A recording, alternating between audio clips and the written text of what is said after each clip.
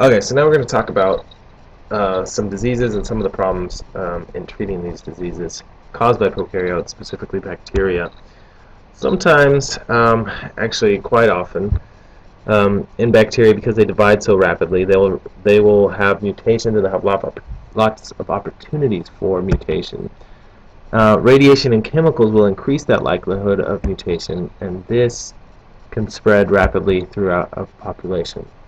Two such strains of staph infections are called MRSA and VRSA, and they are resistant to antibiotics, methicillin and vancomycin.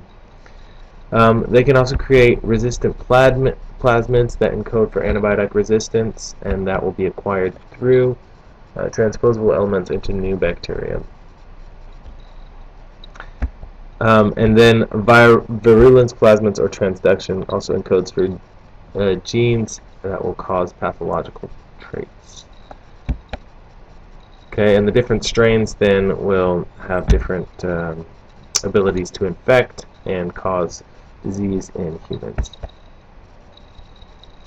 So bacterial disease, for the most part, before people knew about germs, was quite prevalent, caused 20% of children to die before the age of 5.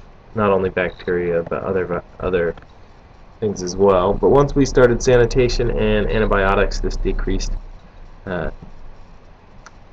quite a bit, drastically. You can see this graph. This was pre-washing your hands, and after introducing a chlorine hand wash, the amount of deaths due to this disease decreased. Well, the prevalence of the disease. In recent years, however, many of these have reappeared, new diseases have appeared, and they pose a problem for our health. Tuberculosis has been one of those that has reappeared. It was never fully eradicated, but it has shown to be on the rise, and a lot of them have been resistant to antibiotics.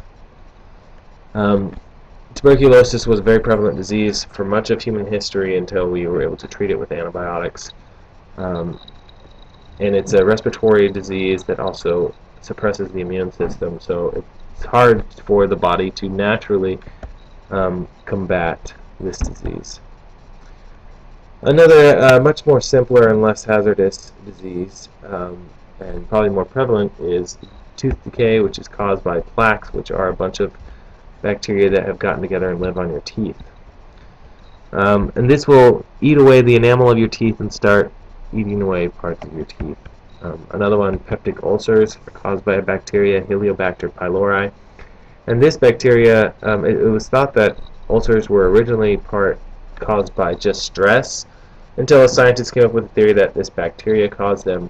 No one believed him, so he decided to drink a bunch of it, and lo and behold, he got ulcers. When he published his results on this, then people started to believe him more, and now it is found that you can treat ulcers with antibiotics. We are not going to go over STDs just for the sake of time. We ran out of time in class, so we're not going to go over them in here either. All of these diseases are caused by bacteria. Quite a few, and you'll probably recognize quite a bit. But not all bacteria are diseases. Many of them are beneficial.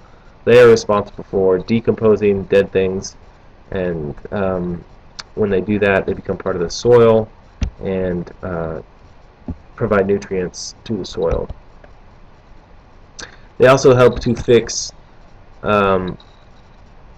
carbon through photosynthesis and fix nitrogen gas into ammonia, which can then be absorbed by plants, and that is the source of all of our proteins.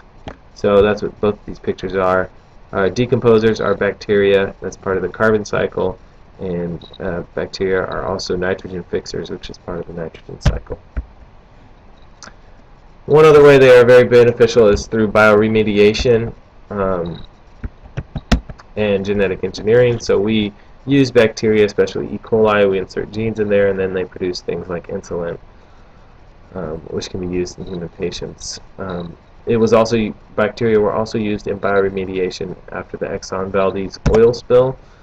And basically what happened is a lot of oil spilled, and to treat it, they put a lot of bacteria, which was able to actually break down the oil into less toxic substance. Alright, that's all.